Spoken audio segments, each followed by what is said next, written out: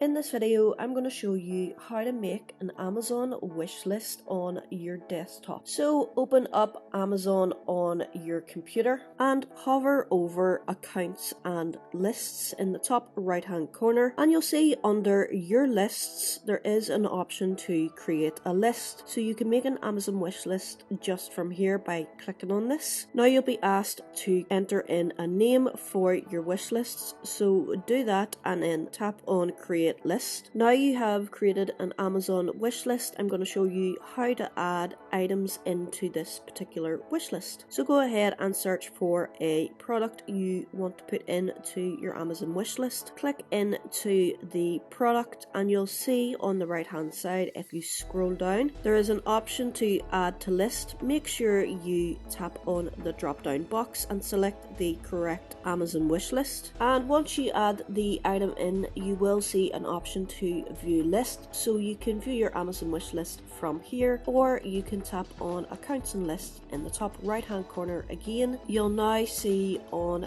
the left hand side your Amazon wish list. You just need to click on this, and that's basically all there is to creating an Amazon wish list from your desktop. Hope you found this video helpful. Thank you for watching. Until next time, peace.